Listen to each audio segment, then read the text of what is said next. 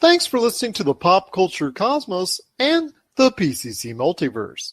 Check out more great podcasts today on one of these awesome affiliate networks. You're listening to a Weeby Geeks Network podcast. You're listening to the ESO Network, your station for all things geek. The Tangibound Network. Check it out. TangiboundNetwork.com. Listen to this show, the latest episode, every time. A proud member of the Gonna Geek Network. The opinions expressed are those of each individual. Check out all the other geeky podcasts over at GonnaGeekNetwork.com and get ready, because geekiness begins in 3, 2, 1. On this week's episode, we're recapping the Oscars, a pop culture mashup that's hitting it big, and are we down for the 3 count with a Hulk Hogan biopic? What you gonna do when we once again delve into the pop culture cosmos? Welcome to the Pop Culture Cosmos. And we're back with another episode of the Pop Culture Cosmos.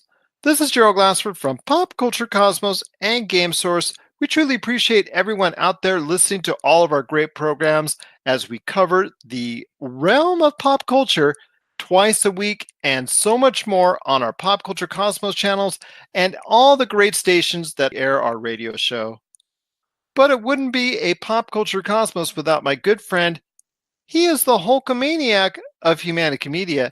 You gotta check it out today on humanicamedia.com, Humanica Media on Facebook, YouTube, Instagram, and so much more. It is my good friend. It is Josh Peterson. Are you ready to say your prayers and take your vitamins? In that order? Does it matter what order it happens in? Well, you could take your prayers and say your vitamins, but that really wouldn't have the same effect. Taking my prayers, is that like swallowing my pride? I'm not going to go there. But it is going to be another great Pop Culture Cosmos we have for you today. We've got our good friends from Game Source, Tony and Jamie Monroy. Oh my gosh, Stereo Monroy is on the way for you. They're going to talk about a lot of stuff going on in the video game scene, including their thoughts on the latest rumor for the Xbox One, how a new Xbox One is coming along the way. That's not anything new, but what may come along with it as a opening title for the new console certainly is. So we're going to talk about that. We're also going to be talking about the latest and greatest on what's going on in the Battle Royale genre and their thoughts on Apex Legends, PUBG, and of course, the leader at this point in time, Fortnite. But we're also going to be talking about a lot of other great things. Like I said, the Hulk Hogan biopic has been announced. It is going to be in production here pretty soon with Chris Hemsworth in the lead role of Hulk Hogan. I've got a lot of things I'd like to say about this and my thoughts on it. We'll be talking about that on the back end of the show. Plus, we're also going to be talking about a lot of great things going on when it comes to Stranger Things and Dungeons and Dragons. How popular was it from the television series? Well, we'll tell you how popular it was coming up here in a little bit. But first, my friend, we're going to be talking a little bit about the Oscars. Our predictions went awry, and Green Book did win for Best Picture. It won out. I think a lot of people were like on the fence on why Green Book won. A lot of people were not exactly thrilled with Green Book winning because they're not. I guess the perception is it is not exactly the movie I think that it intends itself to be from a lot of different standards, from a social and cultural standard. Your thoughts on Green Book winning the Best Picture, and what does that say about Hollywood at its current state?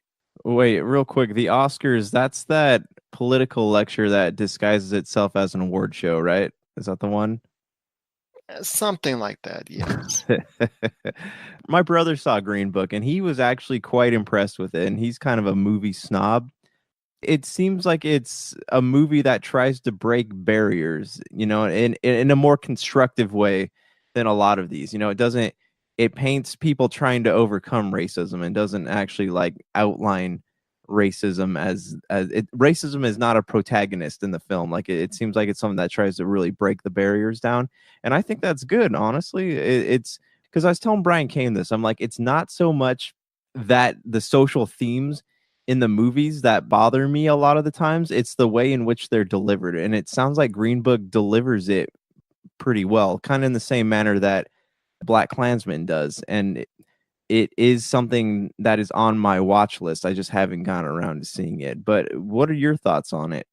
I'm not sure. I'm actually thrilled with Green Book winning because I thought there were better pictures out there amongst what you thought. Black Klansman, you thought was a really good film. I thought maybe Black Panther could have been picked above it. Although Black Panther, there was a lot of forces for it and there was a lot of forces against it. I know it wasn't actually on high on your list.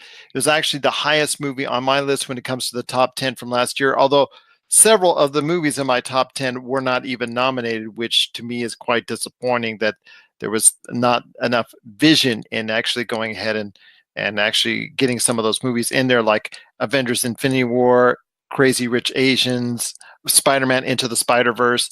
Those type of films should have been nominated at least for the Best Picture category and were not. And those I take issue with more than Green Book winning.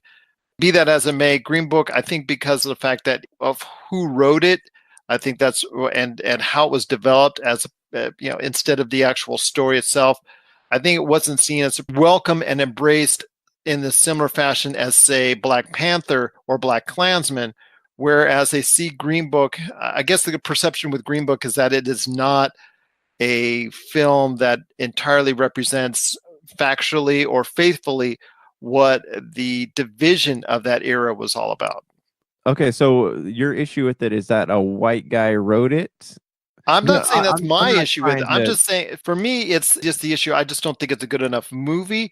Although Mahershala Ali, congratulations to him. He won Best Supporting Actor for his role in Green Book. I just don't think it's a good enough movie compared to the others that were nominated outside of Bohemian Rhapsody, because Bohemian Rhapsody, I'm in the majority of people who thought, well, actually, majority of people outside the voting contingent with the Oscars, that it is probably one of the worst Best Picture nominees in quite some time. But I just think it wasn't a very good movie compared to some others. To me, I thought Roma and Black Panther were better representatives of what a Best Picture should be from the list that was gathered there. I am going to say, in regards to your question, that a white writer writing about this type of subject, I think, took a lot of people in the wrong fashion, the wrong way. And that's why I think a lot of people are upset that Green Book won. It's weird too, because like I think about that type of thing, and that's also a reason like a movie like Cool Runnings can't get made today too, right? Because it represents the white man as a savior type thing. And I don't know. So my whole thing is like, I don't think that a movie should be the quality of a movie should be based on the diversity behind it. I think that Black people should always have been in movies. Women should always have been protagonists in films. Like, it shouldn't be, oh my gosh, look, it's an all African American cast, or oh my gosh, look, it's a woman protagonist. They should have always been there to begin with. And now that that's created this standard now where good movies have to have so much diversity behind them, they should have always been represented in it in the first place. And because of that, that's created such a big divide among film critics, because you're going to have people who go, Star Wars is a good example. Oh, we got the SJW people going crazy here. That whole debate. And it's, I don't know. I feel like a film should be good based on writing, editing, the message it portrays, the philosophies behind it. There are so many things that make a good movie, but we hinge so much on diversity when diversity should just be a normal thing. And you're right. It should have always been a thing. Hopefully we can get to the point where it's not, there doesn't have to be a label as the first this, as the most important that it's just a movie that people can go and enjoy, or a TV show or whatever. There's still a lot of landmarks that we have to go ahead and cross before it gets to that point. But I welcome the point where people are just looking at the actors and people involved with the film or people involved with the project and just saying, you know what, that's good work no matter who made it. And I know there's a lot of controversy with Green Book winning, and it only has perpetuated even more so in the hours since its win. So, if we want to hear from you, do you think Green Book deserved to win? I mean, let us know. popculturecosmos@yahoo.com. We'd love to hear your feedback, or our social media outlets on Facebook, Twitter, Instagram. Just let us know. We'd love to hear your thoughts on whether Green Book actually deserved to win the Best Picture of the Year. I know there were some other great winners as well that a lot of people were talking about. Rami Malek, he won, which was not unexpected when it comes to his portrayal of Freddie Mercury in Bohemian Rhapsody. I just didn't find it that interesting of a film overall, but his performance was good enough to go ahead and garner that type of acclaim. And obviously, he had a lot of momentum going in with the big success of the movie. And there's also, as well, one of the big upsets with Olivia Colman in The Favorite, beating The Favorite in Glenn Close. That was something I think a lot of people were very surprised about, even though The Favorite was one of the most well-loved movies out of the Best Picture list. So that was kind of a surprise. No surprise at all with Spider-Man Into the Spider-Verse being the best animated feature film. That movie was really, really good, and I highly recommend it out there. In fact, it was one of my top movies of the year last year. Best Director, I was right again when it comes to Alfonso Cuarón from Roma. That movie stylistically and visually, and he also won, I believe, for Best Cinematography as well. So that movie from that standpoint was really, really good. And that's what, for me, made the movie. Best Supporting Actress was Regina King, If Beale Street Could Talk. Like I said earlier, Mahershala Ali won for Green Book for Best Supporting Actor. There were some surprises, but overall, I think it went okay as far as Oscars are concerned. So we're looking forward to next year and a lot of great performances there. If you have thoughts, once again, on your thoughts on the Oscars, please share it with us, popculturecosmos@yahoo.com. You're listening to the Pop Culture Cosmos. Don't touch that dial. Wait, do people still use dials? Looking for an edge the next time you take on your favorite video game? Then check out Vitabrace High Performance Gamer Wristbands. Packed with the power of fruit seed oil, Vitabrace is clinically proven to help improve performance, giving you a better gaming experience. Head to miraclefruitoil.com and use the promo code MEDIA10 to get $10 off your Vitabrace purchase. Whether you're looking to beat the time on your latest speedrun or are fighting your way to the top on your favorite multiplayer or battle royale, Vitabrace can help you reach your gaming goals. Buy Vitabrace today at miraclefruitoil.com. That's miraclefruitoil.com. Vitabrace. Win with it. My friend, it's time for me to eat some crow. I tried to delay it as much as I could, but you know what? With the biggest opening so far of the year, it is, well, people like Training Their Dragon, because How to Train Your Dragon #3 did earn the best opening so far here at the box office with a $55.5 million take domestically, which until Captain Marvel comes out. Your thoughts on How to Train Your Dragon 3? It's actually, like I said, almost $60 million here domestically, and now it's the largest grossing movie worldwide at just under $300 million. Dude, I'm telling you, man, people got a soft spot for How to Train Your Dragon. It filled that void left by Shrek, and I don't know, like you obviously have a grudge match to settle with How to Train Your Dragon, but Jay Baruchel as the lead character does not do it for me, man. But he's obviously performed well. Him and Gerard Butler in the last two, they have performed so well that it merited making a third one, and it merited the money that it's made this weekend. So obviously it has an audience, and the soundtrack is great. The story's very emotional, and Hiccup has a beard in this one. Like, it just looks like a good movie. I feel like you cannot go wrong with this movie. And the fact that they're saying, hey, we had the starting point and now we have the stopping point. How to Train Your Dragon is the last one in the trilogy. Maybe they'll make more, maybe they won't, but that's a lot more than a lot of other animated films can say, right? Because they set out with a starting point for a story and now they're ending it. A lot of animated films just kind of wing it. They go, well, if it does well, we'll make another one. There was always an initial plan with How to Train Your Dragon, and I give them props for that because they are rounding out their story, and a lot of kids don't get that ever. They just kept making more Toy Story films, or they, Frozen is a good example. Aladdin, how many sequels to Aladdin did we get? Even like the King of Thieves one was not originally intended to be the last one, So How to Train Your Dragon is doing something that I have barely ever seen done before, and I appreciate that, and I am going to pay money to see this movie eventually. Well, I hear you when it comes to Toy Story, because as you even stated before, when it comes to Toy Story, when did you see the original Toy Story? How old were you? I was 6, I want to say.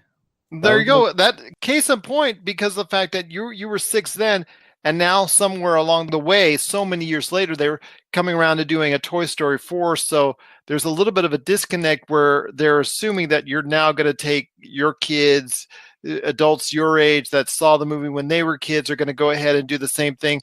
And it wasn't a consistent time over time over time. There was so Right. many years gap between Toy Story 3 and Toy Story 4. And there was even a little bit of a gap between Toy Story 2 and 3. So, Well, can I throw a question out at you real quick?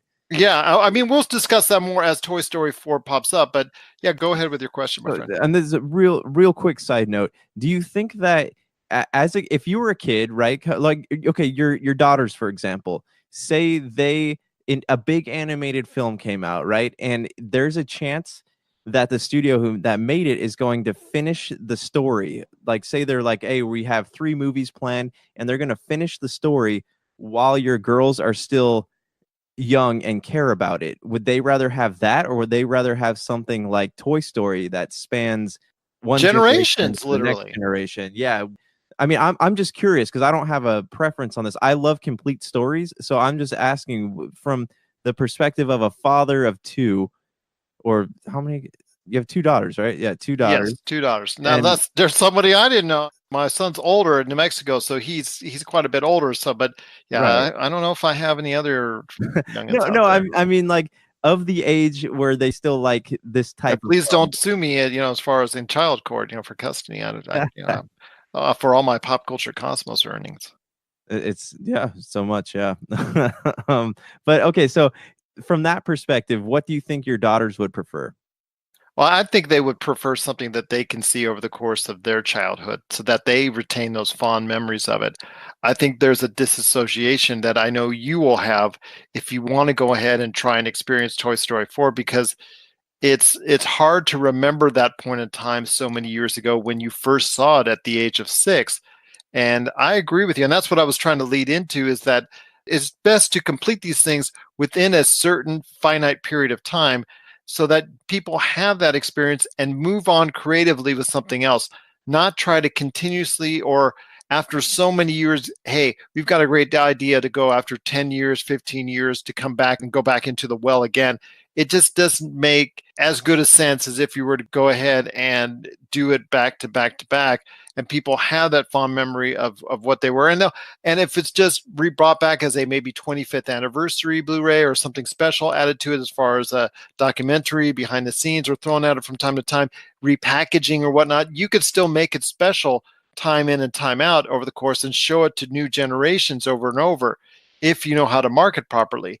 You don't necessarily have to go back 20 years later and go ahead and bring a new one. But again, we're going to probably delve into this question more as Toy Story 4 hits later this year. So I really want to hear your thoughts on it, because I was already an adult when it came to the original Toy Story that came out.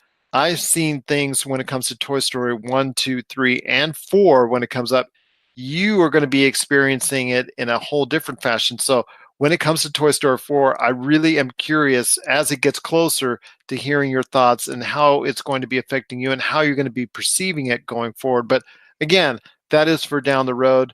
Right now, it is How to Train Your Dragon 3. It did very well, and I'm eating some crow right now when it comes to the box office is concerned. And it did very well, $55 million at the box office domestically. It is now closing in on $300 million worldwide. It looks like a great way to close out the trilogy, so to speak, on a high note. And you know what? You're right. And Alita Battle Angel, it has now done over $250 million worldwide. It may be well on its way to the $500 million mark that you want it to get to. And I think it hopefully will as well.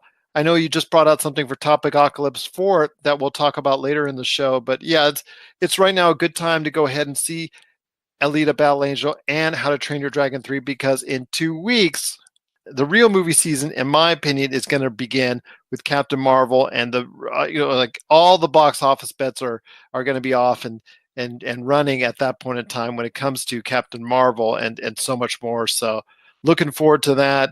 Looking forward to a lot of good stuff. But right now, How to Train Your Dragon 3 is killing it at the box office and doing a great job and proving you right. And I'm so happy for you on that. Is there going to be a sound effect of crows being eaten in post? That's the plan, right? We discussed this during our pre-production meeting, if I remember correctly. So you guys know that Gerald does a lot of sound effects in post. So just hold him to it. If he doesn't do it, you can send him angry emails at popculturecosmos@yahoo.com. I don't know if I'm going to be able to get crows, but we'll see what we can do. Maybe vultures, condors. Maybe like bird noises, but then like nom nom nom nom nom sound effects, you know? Oh my gosh. Anyways, we're going to see what we can do. You always ask the impossible for me in post. I believe in you. You did Double Dragon. I believe in you. I just saw that on someone's list of one of the worst video game adaptations and also one of the worst special effects movies of all time. And I'm not going to say I'd actually disagree with either of those options. But anyways, moving on. When it comes to what's going on before we head to the break, I want to also note that the CEO of Hasbro recently at the Toy Fair in New York, which I know a lot of people laugh at and think it's funny, whatnot, but it is the premier toy show in America each and every year. It is very important to what people perceive as far as toys coming up, as far as investors, retailers, what's coming up for the toy scene, which is now an entirely different landscape than before because of the fall of Toys R Us. Hopefully the rumors of them coming back in some small fashion will come to fruition, but we'll have to wait and see. But for right now, the CEO of Hasbro was so excited to announce that the Dungeons & Dragons beginning set from your old favorite standby Dungeons & Dragons with the Stranger Things theme from Netflix that has done such a great job. That series has done so outstanding with viewers now that it's coming to Stranger Things Season 3. Your thoughts on Stranger Things Dungeons & Dragons, how well it's performed, because he recently announced, the CEO of Amazon, that it actually appeared at #1 for toys on Amazon and people couldn't get enough of it. A great way to get back into D&D and a great way to keep on going with the momentum for Stranger Things.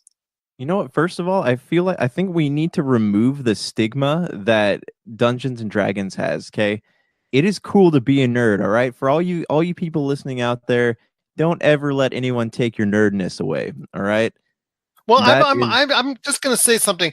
For me, it's a little harder to say a nerd or geek because, remember, I lived through a time where people were bullied extensively and thought of in negative fashion, both in the form of medium and also in real life, that a nerd or geek, as far as being labeled as such, was a negative connotation. So getting off of that to the point where I've told you before, Salvador Villa from Mario Party Wars freely calls himself that, freely talks about that. And it is, to me, it's awesome that that's the case, but it's just a little bit harder for me to just detach myself and say, you know what, it's really cool to say that, even though I love so many of these pop culture things. No, I mean, you have a good point, because even people who go to like Target or Kohl's or Hot Topic buy anime t-shirts or Stranger Things t-shirts, but they still kind of bully people. You know, they wear the pop culture stuff, but they still make fun of you if you're too into pop culture. So there's definitely a double standard going on. But when it comes to Dungeons and Dragons, dude, it breaks my heart because it is such a fun game. If you sit around, you play with your friends, like you make up stories, you have a good time. Like if you're of the drinking age, you crack open a few beers and dive into the fantasy realms with your buddies. The possibilities are endless in this game, but everyone looks at it and they go, oh, that sounds so stupid, because it has that negative connotation attached to it. And that drives me nuts. D&D is probably one of the most fun times I've ever had playing that with my friends. And I am stoked to hear. And I love that Stranger Things has brought that back to life. You know, I love that they have rekindled an interest in that type of thing. And I'm curious what the specifics are, how the character builds work. I don't know. Do you like, I wish that, because D&D is like the ultimate exercise of the imagination, and it does have a big crowd, but the lack of people wanting to give it a shot just goes to prove that not a lot of people have imagination anymore.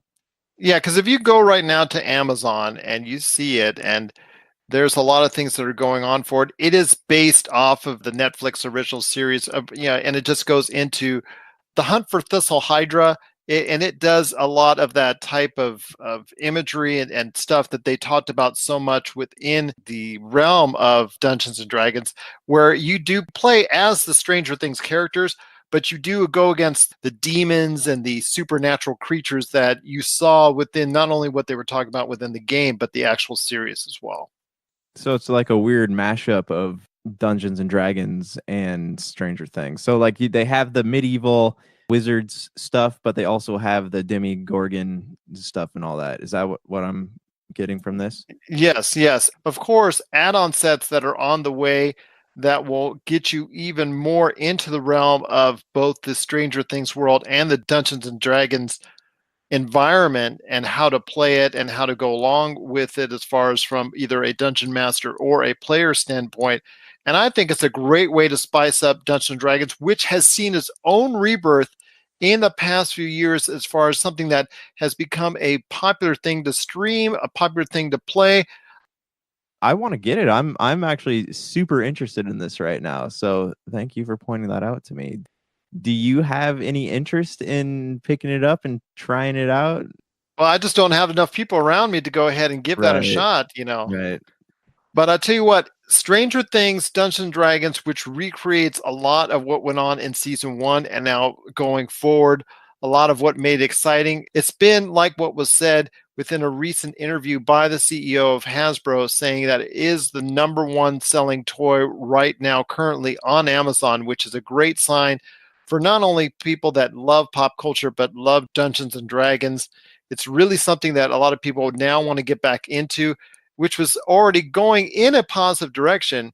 And for me, it was just a great sign to hear that Hasbro has it. I forgot that Hasbro actually even had the Dungeons and Dragons property. So it's very interesting to see that Hasbro is now becoming the premier toy maker with all the stuff that's going on that they now own or have purchased or developed under their own auspices. So I remember when Hasbro was the little small kid on the block when it came to what was going on, then Mattel was the big boy, but that's a different story altogether.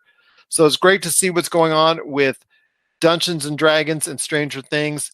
Do you have any pop culture mashups you'd like to see at some point in time? So I don't really play enough board games. Is there something you'd like to see in the form of a video game that hasn't been done or any type of pop culture mashup? So I would like I know they did Numenera not too long ago, but I would like a version of Dungeons and Dragons that you can actually play with friends over Xbox Live. That would be cool to me.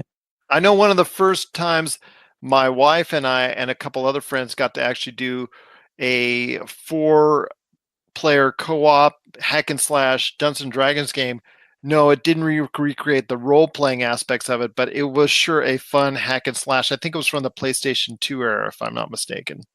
Or even like a cell phone version of it. Like that would be cool to me. But as far as like 90s stuff goes, like there's not really a lot of mashups that I would want to see as much as I would want to see a lot of stuff from my childhood come back.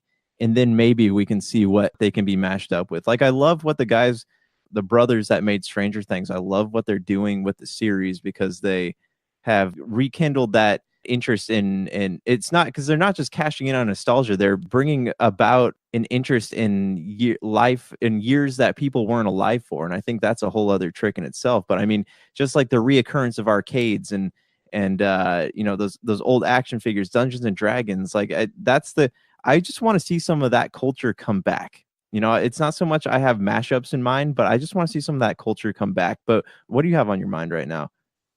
I'd love to see Mass Effect and Dragon Age come alive with their own type of D&D RPG style set. I know there was some fan-made stuff that was out there, but never anything official when it comes to a starter kit that delves into the Mass Effect or I believe also the Dragon Age type of realm. And I think with Mass Effect, I know if it's done correctly in the video game format, I think that whole aspect of what could have been done before and what was approached before, because there were some great novels, there was some great music, there was a lot of great things going on with the Mass Effect realm at its peak. and I could see something expanded onto that with a board game or an RPG-like game with Mass Effect that's done officially, and also Dragon Age as well. What are your thoughts out there on what we've talked about so far? Let us know, popculturecosmos@yahoo.com. Also as well, Pop Culture Cosmos, Humanity Media, and Game Source on Facebook, Twitter, and Instagram as well. Well, coming up next, we've got our good friends, Tony Monroy and his dad, Jamie Monroy, our great friends on Game Source on Facebook, Twitter, and Instagram. You got to check them out today. They're coming up next, right after the break, talking about what's going on with the video game scene, the new Xbox and what they think is going on along the way, and then also what's going on in the Battle Royale genre. Their thoughts coming up right after the break. This is the Pop Culture Cosmos. McCallum Films is back with a vengeance. Power of Grayskull, the definitive history of He-Man and the Masters of the Universe, which chronicles the ultimate 80s billion-dollar franchise, Masters of the Universe. See exclusive interviews and hear untold stories from the people responsible for creating the world of Eternia, a place full of magic and science, and learn about the craft of creating action figures and animation. Power of Grayskull is just one of our many projects at McCallum Films. We are back once again with the Pop Culture Cosmos. It's Gerald Glassford coming right back at you here. Well, I finally, after a long time coming, I tell you what, it's great to have these guys on the show. I've been pestering them nonstop, including one of my dearest friends and one of my longtime comrades out there when it comes to Game Source. You got to check out what they're doing when it comes to Game Source right here on the Pop Culture Cosmos channel, also Pop Culture Cosmos, and they have their own Twitch channels as well. You also got to catch all their social media because they keep you up to date what's going on with everything in the video gaming world. Plus, they also give me a hand in running Game Source on Facebook to give you the latest and greatest in gaming news. They are Stereo Monroy in the house. It is my longtime friend, Degenerate08, or as he goes by, Degenerate2018 on Twitch, Jamie Monroy, and also his awesome son, Mr. Tony Monroy as well. Guys, great to have you on the show. It's good to be here. It's just like old times. Just like old times, indeed. Just so privileged to have you both on the show here today. But we're here to talk video games, and I'll start with you, my friend. I want to hear your thoughts, Jamie, on what's going on with a possible new Xbox on the way, because even more rumors are abound that a new Xbox, which is to no surprise, we've actually talked about it several times on the show, but it may be coming along with the new Halo Infinite, which a lot of people had actually thought it was going to be coming to the Xbox One. I mean, it's Halo, it's their stable, so I think that's a good move for them. If they're going to move forward with that and push that as a launch, it was huge for them back in the day. Why not let history repeat itself? You're right. It is history repeating itself. It's obviously one of their best success stories. It came out right out of the gate with the original Xbox and Halo coming right with each other. Although, unfortunately, they were not able to keep up that momentum with anything else when it comes to the Xbox. But Halo really set the bar for them as I don't want to say a killer app because it really didn't vault them over the PlayStation 2 or whatever Nintendo was doing at that point in time. But still, it made them credible right off the get-go with an outstanding game. And obviously, there's an affinity for Halo that really is there. To this day, Halo Infinite, which eventually will come out, looks like from all rumors may actually be the get-go as far as the original launch game for the next evolution of Xbox. Tony, your thoughts on the Halo series where it stands now. Is Halo Infinite something that will get you excited to get back into Xbox and actually get you excited enough to buy a new version of the Xbox console? I might need money to buy a console first, but Talk to Dad. You guys are getting a little distorted. What was that? Let me repeat myself. Talk to Dad. Talk to Dad. You know, they do it in my house. That seems like talk to Dad. Talk to Dad. Sounds about right. So with it being not new consoles that are coming out, I think it is good to have that big face that they have for the company. Halo being, like my dad said, one of the biggest, if not the face of what Xbox games have been. So I think it will get people excited. I think Halo has lost its touch over the last couple iterations of it. So hope it can make its comeback with this, especially being on these new consoles, because gaming consoles are only going to get better and more innovative. So I think it's good to showcase such a iconic game on something that's coming out. Now, one of the most interesting things as far as news stories for the Xbox actually has come out in the past couple weeks. And Jamie, I know you caught wind of this. In fact, I think you were the first one to spread the news on it for our Game Source Facebook page. And that was the inference that Xbox and Nintendo are having a love fest to the point where we might be seeing Xbox Live in some form on the Nintendo Switch, or a version of that on the Nintendo Switch per se. Your thoughts on actually seeing this develop and what that means long term for possibly the latest Xbox that will hopefully will come out, most likely not this year, but sometime, I'm assuming, in 2020. I don't know. I mean, do you think this is more of a biggest slap in the face to, haha, Sony, look, we're playing nice with others where you guys just tend not to? I think this is a role reversal, so to speak, from the time that we saw originally when the Xbox One was introduced, and it was going to be always online and a lot of other things that, as far as sharing, you couldn't share titles and whatnot. And then PlayStation, right there at E3, they went ahead and did their famous Kaz sharing to Jack Tretton sharing the disc and whatnot, showing that you could actually game share. And that, to me, was one of the key moments in the history of the PlayStation 4, and one of the, I guess, the catapulting reasons as far as initially how the PlayStation 4 became so successful. Obviously, they had to do other things to maintain that popularity to be where they were at as far as selling close to 100 million. In fact, they're probably around, if not over 100 million at this point in time as far as sales are concerned. But I think that initially helped them get off on a good note, because, as you know, first impressions are everything. And if that's the case, this could be a big first impression for Xbox. That's true. That's true. It also could be a sign that Nintendo's online service is possibly failing on its own. I mean, it needs little help. Well, you know me, I've over the years, even off the record and as far as on air, I have expressed my doubts and concerns about Nintendo actually having any real interest in an online medium.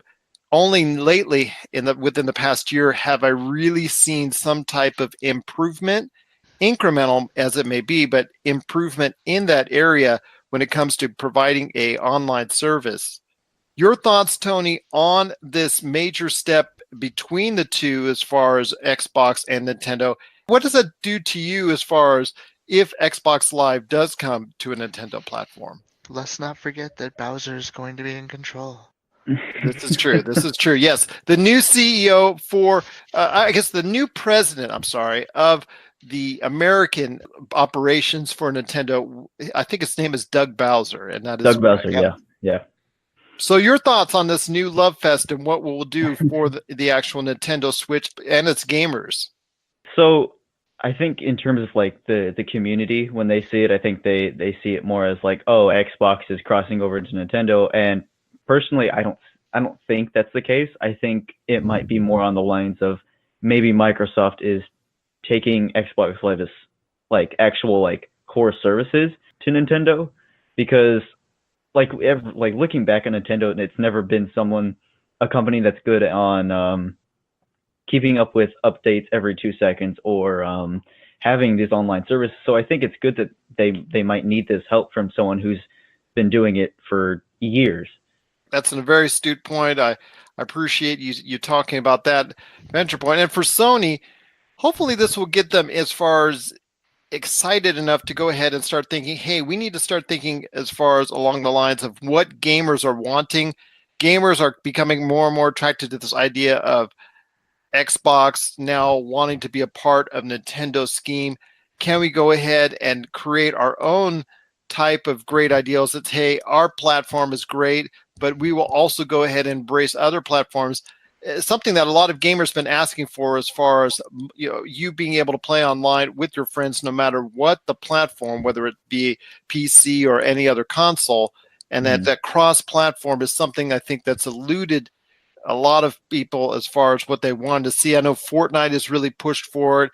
Apex Legends now is something that I know a lot of people are pushing for as well. Speaking of which, Apex Legends has taken the gaming world by storm. garnering what, about 25, 30 million players over the course of its short period in lifespan, which is not even a month old as of this point. Over a million in less than 24 hours. Yeah, absolutely. The numbers are there. I mean, we've reported them here on the shows and whatnot, but yes, closing in on 30 million, taking a small bite out of the leader is right now at Fortnite, although Fortnite is quick to tell you, no, that's not the case. Your thoughts right now on where Apex Legends is? I know they're doing some updates and some things that they're throwing into the game to make it more exciting, but your thoughts on what Apex Legends is doing right now to get people interested in a different form of the Battle Royale genre? So I think that it's a good, fresh new face. It's kind of like, I guess you would say, like PUBG, that aspect, and then like Overwatch just like mashed into this great creation. And I think like they kept it silent until literally days until release. And I think that was amazing of them because it was so unexpected that, like you said, it caught everyone in the gaming community by storm.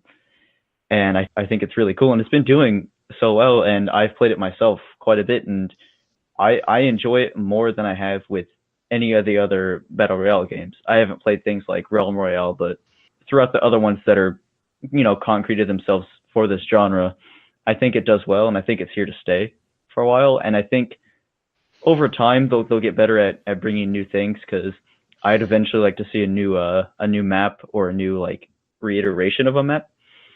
And I know a lot of people say they want the Titans in there, but I think we could go without them. I think this is good on its own, but I'd like to see new characters, new skins, additions, things like that, as everyone comes to expect from a game like this.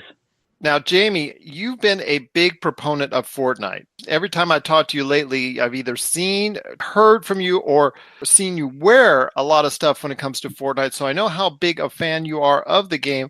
I know what it does as far as an entertainment value, but I also seen your streams, which you can find him at Degenerate 2018 on Twitch. Now, I want to know your thoughts on what this will do as far as people jumping ship from Fortnite to Apex Legends. Have you made the jump, or is it still something appealing to you to stay within the Fortnite realm? I actually have made the jump. I actually went to Realm Royale for a little while. Then I did jump on Apex. I've been kind of bouncing back and forth between some things right now. To say Fortnite is going to be, oh my gosh, that's my go-to, I can't say that right now. It did kind of steal me away to the point to where, maybe I'll jump on Fortnite, but only if it's absolutely necessary. And the only reason I'm jumping on there right now is, to be honest, the free battle pass for the challenges, because who doesn't like the word free? Who doesn't like the word free? I love the word free, and any way I can get it, or any way it can be sliced up for me. But yes, it is still something that I know the battle pass being free or being made free and available from Fortnite obviously is a counter move to what is being offered right now with Apex Legends, since it is the flavor of the month when it comes to the Battle Royale genre. It is very interesting to see how this is being played out. Plus also, what does this do for the momentum of PUBG? Originally the leader in the Battle Royale genre, then essentially getting drubbed by Fortnite, but then finding its own niche and finding its own growing player base to the point where just before Apex Legends came about, it was a very, very solid number 2. So Tony, your thoughts on if PUBG can get back into the game as far as providing that constant flow of great things coming to it, because like I said, it was quickly becoming the very, very competent number 2 challenger to Fortnite. So I think PUBG is mostly a staple that's probably going to stick within like the PC community because of how rocky the console ports were of the game. So I think it's always going to have its place in the PC community, because with PUBG, when you jump in there, I think it's still more immersive than any of the battle royales I've played. It puts you into that scope, I think you're more drawn to surviving a lot longer than on Apex. If you jump into, because of the smaller map size, if you jump into a certain area, it's battle. It's, you're punching people from the very beginning, or even with Fortnite, which originally you were able to have that sort of cartoony PUBG action. It's all just about getting the most kills or who can get into firefights more. And I think PUBG has a very good mix of the two. especially with all its different map variations. I think they've done well, but I don't know if it's going to stay that way, unfortunately, but I think it'll still always have its place. Once again, I'm talking to Tony Monroy and Jamie Monroy. You got to check out all the stuff that they're doing on Twitch. And also you catch Tony Monroy today on his Twitter. Just follow him because he's got a lot of things to say about not only his streaming, but the video game industry as a whole. You got to check out what he's doing at WWX Echo. Plus, also my good friend Jamie Monroy, you get to check out all the stuff that he's doing on Twitch at Degenerate 2018. They keep in tune with what's going on. You check out both their streams. You'll not be shortchanged at all because they've got a lot of great stuff going on when it comes to video game streaming, a lot of great game playing indeed. Guys, before we head on out, I want to ask you your thoughts on what you guys are up to when it comes to Game Source, because I know you guys restarted and rebirthed a new concept when it comes to the Game Source podcast, which you can find right now on Anchor and also on the Pop Culture Cosmos channel. But what are your thoughts out there on what's going on with Game Source, and what do you see for Game Source going forward? Well, I know initially I see more streaming, definitely. We want to get those streams out there for you, everybody. You know, Yeah. Tony works hard. I get in there when I can. We went down to the HyperX Arena the other day. Definitely want to get some stuff going on there as well. That's in the works. Yep. Also, I guess, what is that big thing? Something in June. God, just can't remember what the heck it is. Something in Los Angeles, I believe? I believe so, yeah. There's something down there too. Yes, I believe it is coverage from E3. I've asked both of you and also the guys at Humanica Media, i.e. Josh and Chad from Hyperschmidt, to also check out what's going on at E3. So I'm hopeful that you guys will be able to all go to E3 and be able to check out what's going on there. But I'm hopeful that the Game Source podcast, you'll be able to do a few of those in the future and a whole lot more. I look forward to a lot of great stuff from you guys. But any last thoughts on the way out when it comes to everything that you guys are doing in regards to the video game scene? I just look forward to a lot of stuff coming from us. I've been trying to work really hard during the days, figuring out things to do when it comes to streaming, when it comes to having more ideas for podcasts, what we're going to discuss and things like that. Always looking out for news. Merchandiser. He's selling a shirt, just letting you know. Yeah, Guys, yeah. hit his Twitch page. It's got that merchandise button. Nice shirt. I'll show it off next time. Yeah, it's been doing good. I've met a lot of really cool people that I'd like to get in business with over the next few months going into E3 and stuff like that. We do have a lot of ideas in the pipeline, and I can't wait to get them out and share with the Game Source and Pop Culture Cosmos community, as well as my own community over on my Twitch channel. It's going to be great for all of us.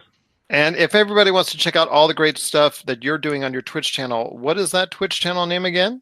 My Twitch channel name is Dark Tales with 2 Z's. You can find it at twitch.tv/darktales with 2 Z's. That's right. That's Dark Tales with 2 Z's right there for you on Twitch. And his old man, although he's not even half as old as I am, but we won't go there. It is He also admitted it. DJ. You all heard that. Yes. And I unfortunately freely admit it now. I wasn't admitting it before, if you can find our old Game Source podcast, but this is true. I was constantly ribbed on it anyways. But it was by a small river called denial. Yeah, exactly. When we started out, everybody was ribbing me as being the old man, and I'm actually even the older man. So what does that make me? So I don't know. The wise man. Actually, probably makes me senile, but we won't go there. Hey, senility is wisdom, apparently. Yeah, exactly. So I'll tell you what, my friend, you're also doing some great stuff. What is coming on the way, or some final words from you before we head on out? As far as the big podcast coming from Game Source, we are going to work on doing at least 1 to 2 a month. I'll admit that at the gate. I know, backed by popular demand, Game Source Plus One. That would be awesome to get that back and rolling again. I know a lot of people loved it while we were there. In fact, during the course of the time that we were doing yourgamesource.com and also Game Source, it was actually one of our most popular, if not our most popular outlet for just learning more about pop culture and gaming, the Game Source Plus One. So I know Josh wants to do something similar for pop culture. So that would be a great intermix indeed. Guys, it's just been great having you on. Finally got you on. Exactly. We've done stuff together. We've done charity events together. We've done a lot of stuff together outside, but I've been trying to get you back on the air. It's just so great to do so. You guys have got to come on more often and be a regular part of this show. I really just need to know the video game updates that you guys constantly provide and your thoughts on the video game industry. just truly appreciate have you part of the pop culture cosmos. If you're tired of sifting through flea markets for rare and unique games, we can help. Retro City Games in Henderson, Nevada, only 5 minutes from the Las Vegas Strip, has all your favorite gaming staples, classics, and a wide selection of rare games with new stuff always appearing on our shelves. Come in and chat with Nicole or Doug about your love of games and watch as they help you complete your collection or find your childhood favorite. And don't forget, Retro City Games loves trade-ins. So if you have any Nintendo, Super Nintendo, Sega, Xbox, PlayStation, or even PC games, come in and visit Retro City Games today. Welcome to the new metropolis of gaming, Retro City Games. And we're back to close out the show. It's the Pop Culture Cosmos. If you need a listing of where we're at, because we're being played all around the world, 7 days a week on truly awesome radio stations, check our listing out today at Pop Culture Cosmos on Facebook, Twitter, and Instagram. It's right there for you, easy to read. And if you have any questions, you can also email us popculturecosmos@yahoo.com. It also has just some of our many different podcast options as well. My friend, you've got a great thing going on with Humanica Media. So share the goods. What's going on with Humanica Media? Topicocalypse just put out a review of Alita Battle Angel, so you can check that out now. The cast is about 45 minutes, but the first 10 minutes has some ranting in it, so just be prepared for that, or you can fast forward. But yeah, we go in depth. We give our thoughts on the film, what we thought of the acting and the performances, the story, where we'd like to see the next one go if it makes the money, and it was actually a pretty decent conversation for us, which is weird. So check that out now on Podbean, iTunes, Spotify, all the usual places. That is Topicocalypse. You got to check it out today on, like you said, all those different great podcast options. My friend, before we head on out, I told you I had something to rant about when it comes to the movie industry, and that is the recent knowledge that's come about with Chris Hemsworth ready to take on the role of Hulk Hogan in an upcoming biopic that's going to be filmed. Before I go ahead and say what I need to say on this, let me hear your thoughts, man, let me hear your thoughts, brother, on what's going on with the Hulk Hogan biopic. Do you think this is a good idea? And what areas of his life do you really want to know more about? You know, I feel like this movie is going to make Chris Hemsworth a laughingstock. Well, you know, we've always discussed how he doesn't seem to go ahead and find those good roles or prosperous roles outside of the Marvel Cinematic Universe. It does look like it's going to be another one of those options. Yeah, it is a movie that nobody wants to see. You know, it's going to be one of those things. I think they're seeing all these biopics come out, and they're hoping that maybe this one will catch fire like the rest of them. But it's just not a movie I think people are interested in seeing. There's enough of his life out there on the internet that there's not any need to rehash it, you know, in a movie. We've seen what's that VH1 show with Hulk Hogan and his wife. We've seen all that. We've read about him in the papers. We've followed him through WWF, seen all the behind the scene documentaries, and there's just no reason to make this movie. And also, you know, we're discussing this before the show. A lot of people, it's going to appeal to people, you know, in their 40s, you know, and maybe beyond that. Because for me, like, I just, you know, I'm 30, and I started watching wrestling after Hulk Hogan was famous. My only memories of a kid of Hulk Hogan is that Three Ninjas movie where he was Three Ninjas High Noon at Mega Mountain. That's my only memory of Hulk Hogan as a kid. And so, like, I'm so sorry. Oh, dude, that movie does not, the Three Ninjas franchise does not hold up, by the way. But I just don't care. I don't want to see it. I don't care about it. And I am curious why it seems like this type of movie is slumming it for Chris Hemsworth. To me, first of all, can he recreate the voice? Because Hulk Hogan has obviously his humped up brother while he does his interviews and the Hulkamaniacs and la when he's talking about that, but then he has this low voice brother when he's talking about in his normal backstage voice. He has this lower octave that's completely different than his amped up Hulk Hogan to the 10th power type voice.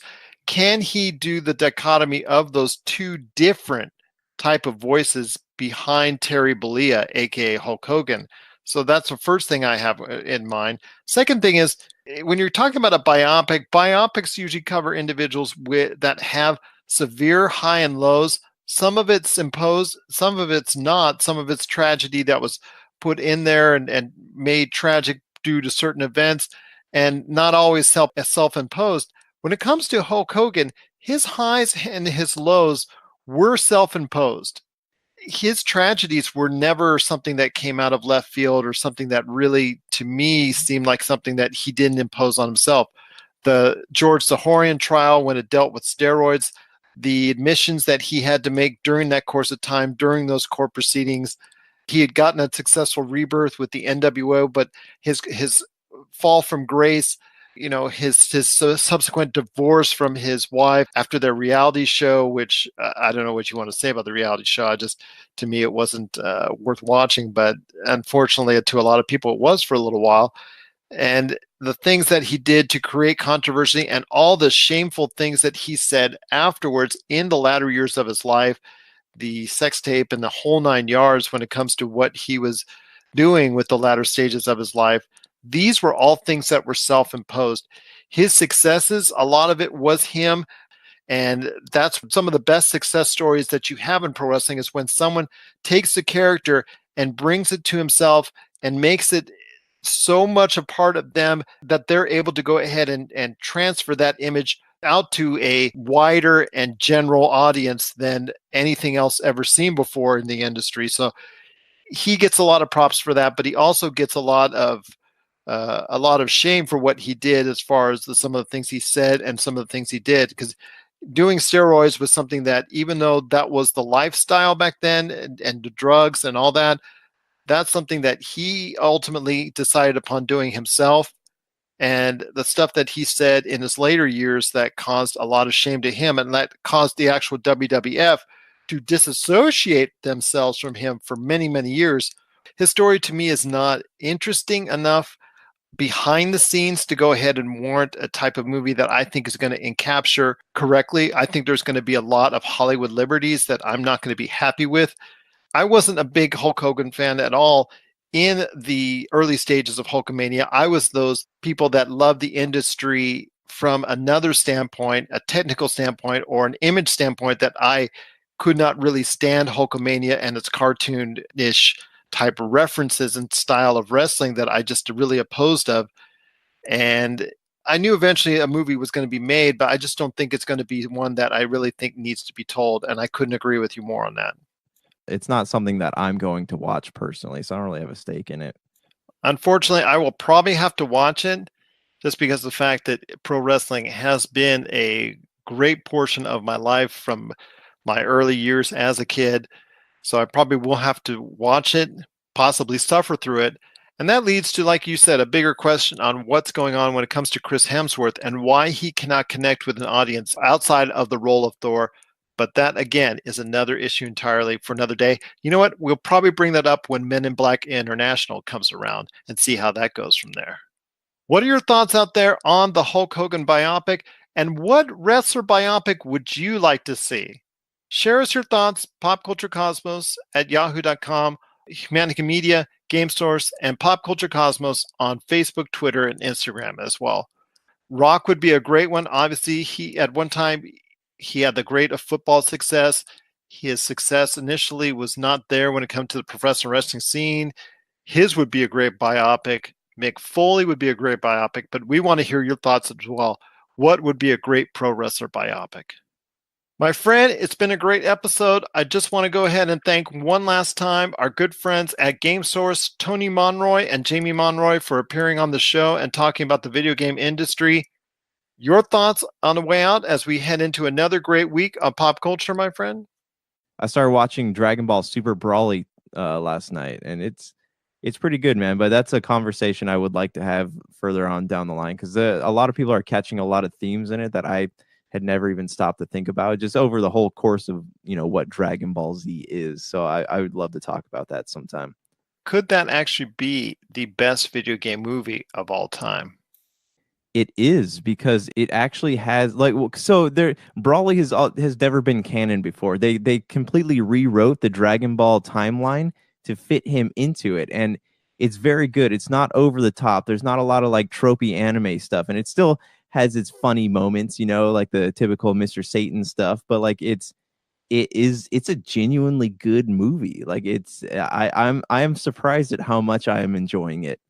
Maybe if you're up to it, we'll go ahead and check in this week with thoughts on Amazon's future and how they want to match up to Netflix. We'll go ahead and maybe put that on a PCC Extra coming up this week and some other great things as well. So for Josh Peterson, this is Gerald Glassford. It's another beautiful day in paradise right here in the Pop Culture Cosmos. We thank you for listening.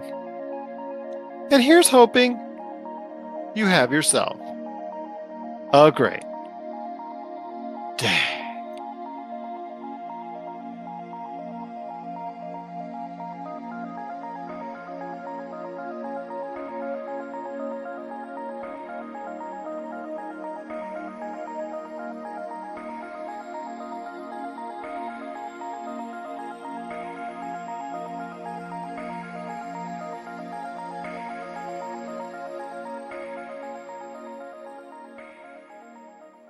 Why should I listen to the Nerd Bliss podcast? Because we go there. Where? Everywhere. Human sexuality. They don't care what's in your pants, they love you anyway. Time travelers. The problem is time will back with you. Politics and fandom. What Star Wars has been prior to Disney. It is a white male-driven universe. Find us at nerdblisspodcast.com. And on social media at NerdBlissPod, part of this complete breakfast and the ESO network. The Nerd Bliss Podcast. Listen!